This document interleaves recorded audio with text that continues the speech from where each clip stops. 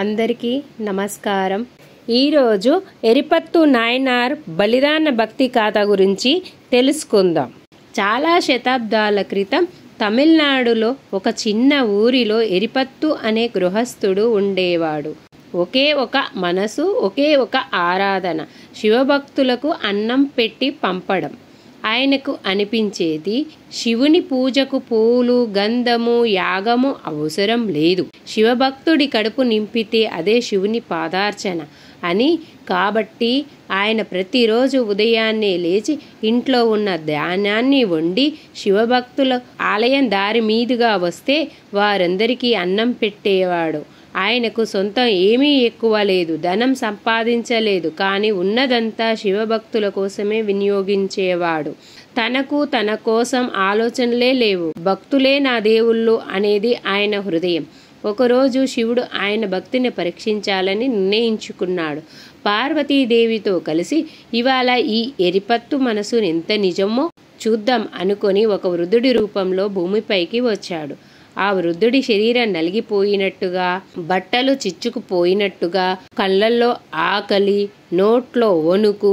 ఆ వృద్ధుడు ఎరిపత్తు ఇంటి ముందు నిలబడి గట్టిగా అన్నాడు, అయ్యా, నాకు భయంకరమైన ఆకలి వేసింది, ఏదైనా తినిపించు। అతన్ని చూసిన ఎరిపత్తు ముఖం ఒక్కసారిగా ఆనందంతో వెలిగిపోయింది। ఓహో, నా ఇల్లు ధన్యమయ్యింది, శివభక్తుడు వచ్చాడు, నా వంటకు అర్థం దొరికింది అని ఉత్సాహంగా లోపలికి పరిగెత్తి వచ్చి అన్నం వడ్డించాడు। ఆ వృద్ధుడు ఆ అన్నం తిన్నాడు। తిన్న తర్వాత చేతిని నోటికి తుడుచుకొని మళ్ళీ అన్నాడు, నాకు ఇంకా ఆకలి తీరలేదు, ఇంకొంచెం కావాలి। ఎరిపత్తు ఇంకేమీ ఆలోచించలేదు, తన ఇంట్లో ఉన్న అన్నం మొత్తం వడ్డించాడు। ఇంటి వాళ్ళు ఆశ్చర్యపోయారు, ఇదంతా భక్తికి మించినదా అని అనుకున్నారు। కానీ ఎరిపత్తు మాత్రం భక్తుడి కడుపు నింపడం తప్ప ఇంకేది ఆలోచించలేదు। వృద్ధుడు మళ్ళీ అన్నాడు, ఇది సరిపోలేదు, ఇంకా కావాలి।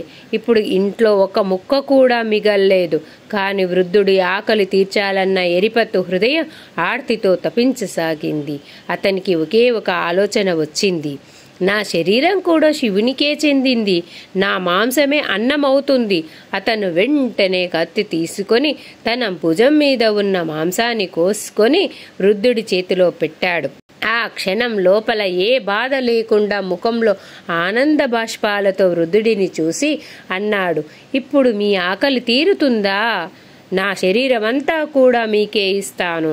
ఆ మాటలు విన్న వెంటనే వృద్ధుడి రూపం చెరిగిపోయింది। అక్కడ పార్వతీ సమేతుడైన శివుడు ప్రత్యక్షమయ్యాడు। ఆకాశమంత తాళ వాయిద్యాలు, గజమేళాలు, గంధమాలాలు, దేవగణాల జయఘోషలతో నిండిపోయింది।